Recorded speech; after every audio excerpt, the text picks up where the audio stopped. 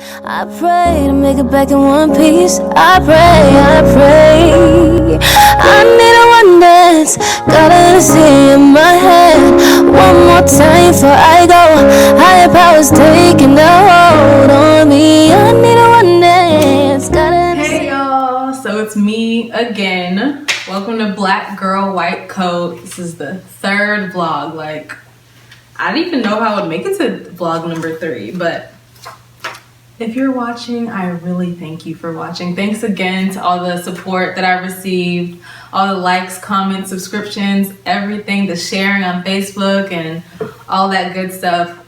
As you saw, wow, sorry, I shouldn't scratch my camera, okay. As you saw in the introduction, my boyfriend left. Literally after he left, I was probably on this couch crying for a whole day. Like, I would like cry and then suck it up and then cry again. Like, I don't know, I really miss him. And I know I told you guys on the last video that I would come back with him and we would talk more about long distance relationships and relationships through medical school and through college and stuff like that. But to be honest, I didn't even want to film while he was here. Like, when he was here, I just wanted to absorb him. Like, I just wanted to cling on for dear life. So sorry about that. I'll get to relationships. If any of you guys are interested, just let me know. Then I'll actually like talk about it, and that wouldn't be a problem. But so far, I haven't got any questions about it, so that's all good. But as promised, I am coming back with answers to the questions that I've received on YouTube, via email, on Instagram, and I have answers to all the questions. So let's go. Question number 1. Just tell us what a week is like in medical school. Okay, so I'm right now filming this on a Friday. It is the end of week 4. So I've been in school for almost a month now. That's actually pretty crazy. Like, that's crazy. Week 1 was like, you know, you're excited to start something new. You're always excited to start something new. You're always excited to start school. At least I am. So I'm really into like school supplies. I was like there with my school supplies, my new pack of pens, highlighters, sticky notes, everything. I was ready. So excited. And week 1 went well. It was great. I was on cloud 9 the whole first couple days. I say couple of days because it literally lasted the first couple days. On day 4, actually on the night of day 3, like we got like real reading assignments and real homework, and I started like looking ahead to the next week, and I was like, how am I supposed to do all of this? So I got a little overwhelmed, but then I had to, you know, sit myself down and like talk about it and think about it and just be like, it's medical school, you know, this is gonna be expected of me. Like, this is not undergrad, this is not high school. Like, it's supposed to be hard, it's supposed to be a lot. If I wanna be a good doctor, I have to learn all this stuff. I have to be prepared for this. Ended it a little bit overwhelmed, not gonna lie, not gonna sugarcoat anything. I was like a little bit terrified. Like, this is a lot of stuff. Like, am I sure I can do all of this? I was a little overwhelmed, but whatever. So week 1 ends. Oh, and then the Friday of week 1, which was like my favorite Friday ever, was our first anatomy lab. So we got our cadavers. For those of you guys who don't know, in medical school, you use cadavers, and those are people who have dedicated their bodies after they passed away to science. So, I think that's the coolest thing ever. I'm really grateful for that. But we got to dissect for the first time. So our first surgery was just really, surgery, wow. Who am I? Our first lab was just taking off superficial layers of skin and cutting away fat and all that kind of stuff. So it wasn't too in-depth, but going into it, I was so nervous. I was so scared. You know, we got our body, raised it from like the tank. They rest in tanks or whatever. We got ours and we pulled ours up, and I was just like, it was like, it's real. Like, that's when I was in medical school. Like, that's when that statement, like, I'm in medical school, I'm a medical student, I'm gonna be a doctor one day. That's when I actually felt like it's real. Like, this is really happening. Like, pinch me. No, it's really, like, this is not a dream. Like, this is not rehearsal. This is the real thing. So I was there, just anatomy lab, right? You would think that I'm doing surgery for the first time or something, but no, it was just anatomy lab. Turns out that I loved it. I loved that first day of anatomy. I felt like I was gonna be a surgeon. I felt like I could just, I could just do anything. That changed week 2. That changed week 2. So week 2, we had our second anatomy lab. I cut myself. Like, I left week 1 on Friday feeling like plastic surgery is my thing. I was like, I want to be a surgeon, particularly plastics, and I could just, be Dr. Miami, but like Dr. Houston. But on Tuesday, I cut myself with a scalpel and it hurt. Like those scalpels are sharp AF. Like, I cut so deep and I was just bleeding everywhere. And I was like, okay, surgery's not for me. I was like, okay, yeah, no, surgery's not my goes. Other than that, incident, week 2 was good. Week 2, the pace definitely picked up. I don't even know what else to say about that. It picked up. So week 3, at the end of week 2, I was like, this is crazy. I was feeling so overwhelmed. I was feeling so behind. Like, I'm not doing what I need to be doing. Like, I'm not actually having the chance to study because I spend every night trying to get ready for the next day.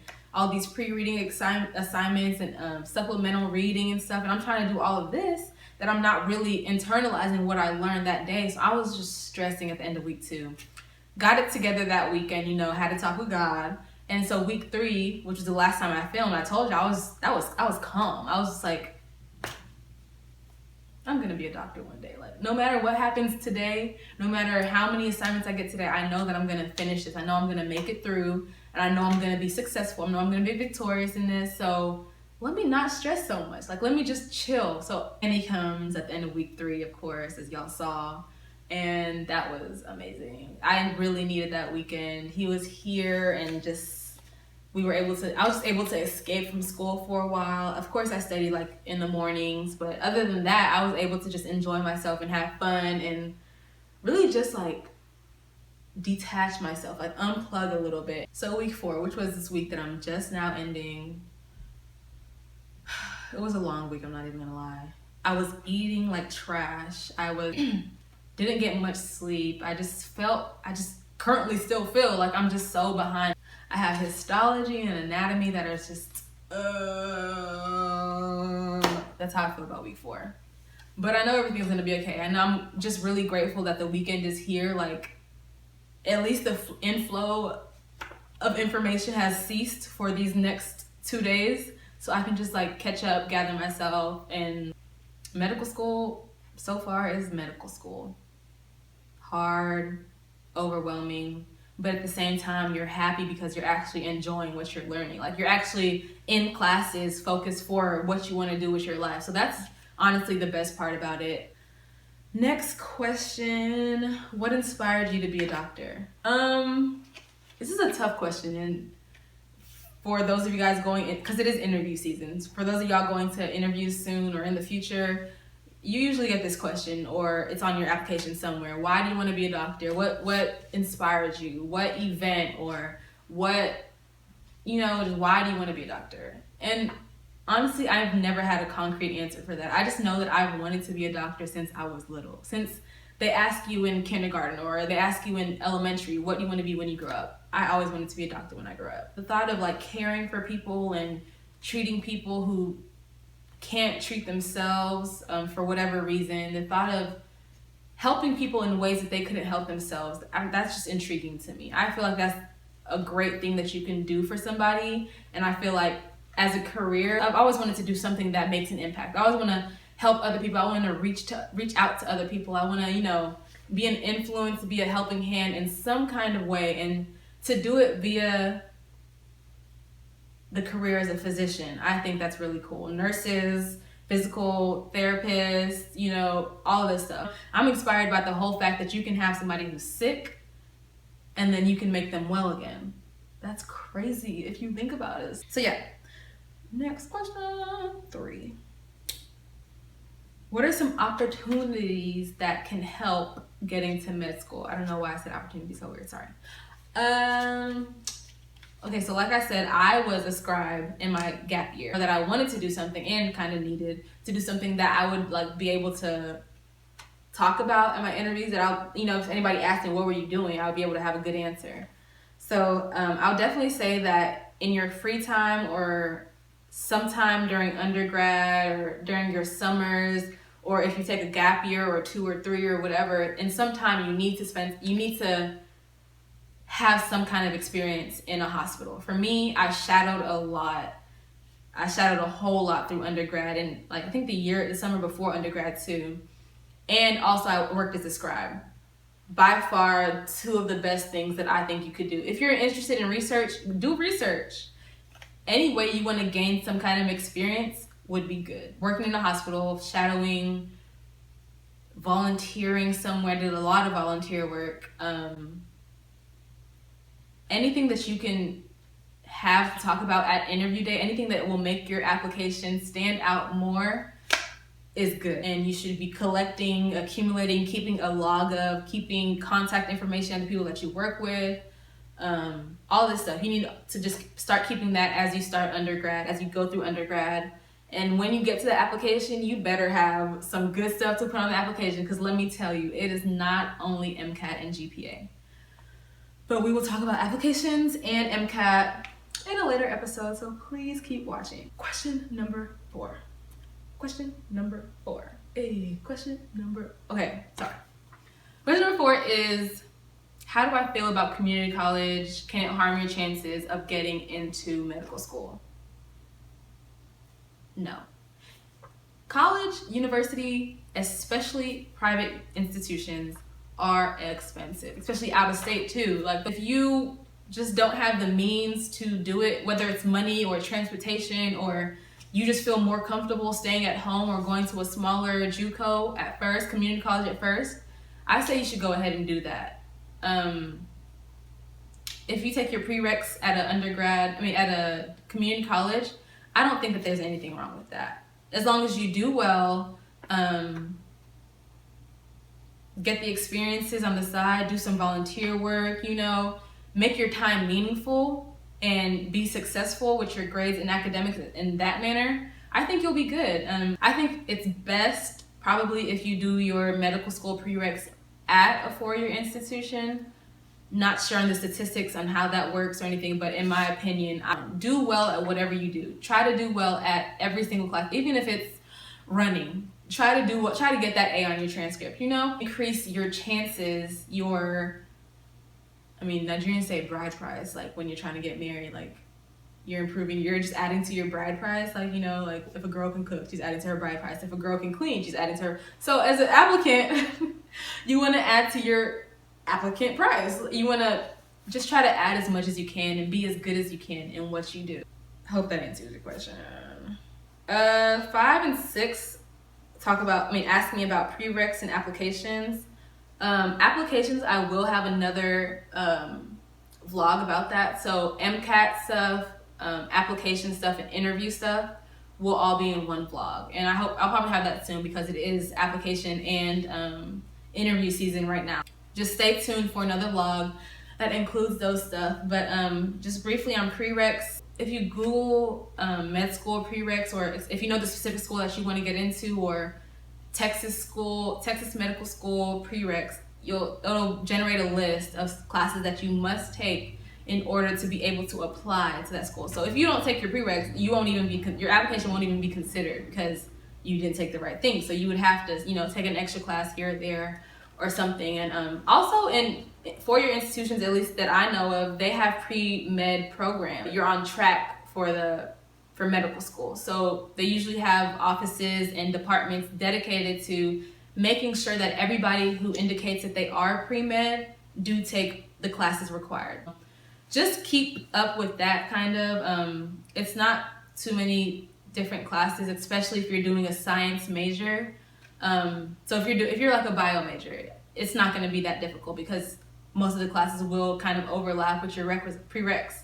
If you're an English major, a history major, now you might have to take a couple extra hours here and there, extra semester or something, but all that is totally fine.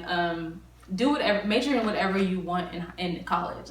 Whatever you're interested in, that should be your major. It doesn't have to be biology, doesn't have to be biochemistry, doesn't have to be chemistry, physics, no. major in whatever you're interested in, and you'll be fine as long as you meet those prereqs. And I didn't find it difficult or anything, so I'm sure you guys will be fine. Last question. Okay, somebody asked me what's a day in the life or a weekend in the life of a medical student. That's another vlog topic. Like that's gonna be a whole vlog, a day in the life. So I'm gonna do a weekday and a weekend. Preferably a weekend when I'm doing something fun one of the days, not this weekend. But I am gonna have one from like my 5 a.m. workout to my proposed, alleged, never happens, 10:30 bedtime, never happens. But I will have a video like that. So this is it. Please, if you have any more questions, if I didn't answer your question correctly, or you have something you want to add, or you have something that you want me to say, or another additional piece of advice or anything, please email me. Like, my email's open. People love to contact me on Instagram, which is okay, but you feel free to email me, type me a paragraph, a sentence, or a book if you want to.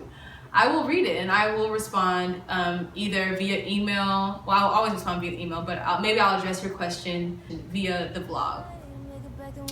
As always, please like, subscribe, share, comment, follow my Instagram, Dr. Sandra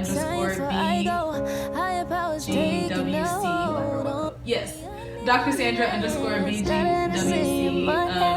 I'm on Facebook if you want to. I go, higher powers taking a hold on me, baby. I like your style. Ooh, I was good, I'm on. That's the way it was. That's the way